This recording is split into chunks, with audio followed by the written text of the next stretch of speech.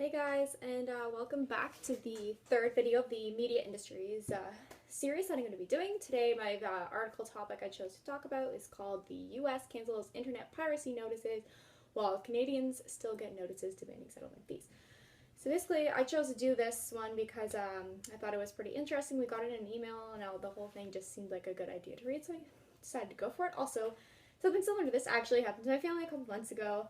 My brother loves his computer. He's one of those kind of kids, and he must have been watching some kind of movie online, and we got an email from our internet provider saying that we had been caught, and basically our IP address was going to be under surveillance, and we need to be careful, and we can't do what we're doing anymore. So I don't know. Basically, we're under watch, which is kind of what this whole article is about. It's mostly talks about the U.S. and basically how like this huge U.S. anti-piracy group decided to just stop its efforts completely because of just years of frustration and catching nobody and going nowhere.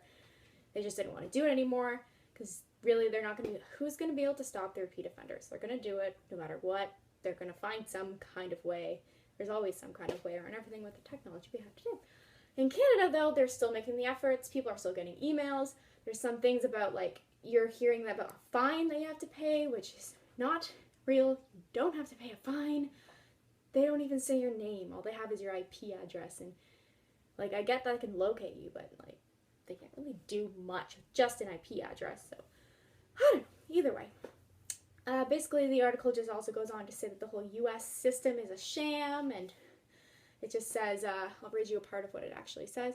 The providers agreed to send educational notices to customers, whose internet accounts had been used to download infringing material, anything from movies to music, more likely movies, just because they are bigger files. I feel like that would alert them a little bit easier, but whatever.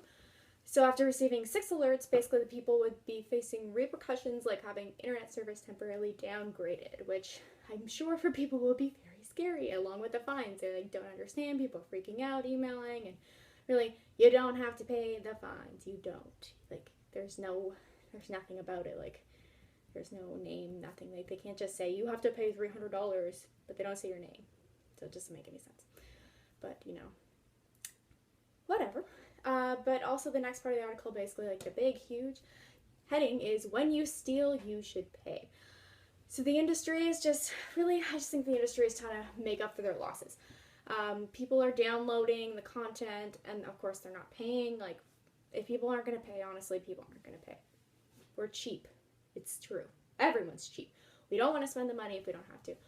It's not a money grab, them saying they want us to pay. I think, like, it's probably just them trying to make up for the loss of the thousands of dollars that they could have gotten if people had just gone to the movies or watched it at home on cable TV. But honestly, like, the system and the industry, they're just, in my opinion, too weak. And if they really want to stop piracy, then why don't they just get tougher? It's not like they don't have the technology to do so. Like, our technology is a lot more advanced than we probably think we have. And the movie industry obviously is insanely rich. They have money. And they can definitely find funds to help support this huge anti-piracy system to stop it. Because in the end, I'm sure they would end up making more money, since people will be forced to watch the movies in theaters or at home on TV, paying for it somehow, Netflix, anyway, that the industry is going to get their money. So really, when you steal, you should pay. They could make that actually a thing without the stealing. You should just pay. They could find a way to do it. They could find a way. Like, really, if we can find a way to do other things, I'm sure we could find a way to make this work. So really, like, the industry for piracy, I know it's been an issue for a really long time, but no one's really cracked down on it. So if, like, we find some way to crack down on it, I really do think that the industry would stop losing so much money. Maybe the piracy groups would actually scare people, and these messages that they're sending out would actually have an impact. Maybe if they actually had repercussions, it wouldn't be so complicated. But obviously I know it's really hard to do because so many people are doing it, but I'm sure one day we'll figure something out. You never know. Either way, it's complicated.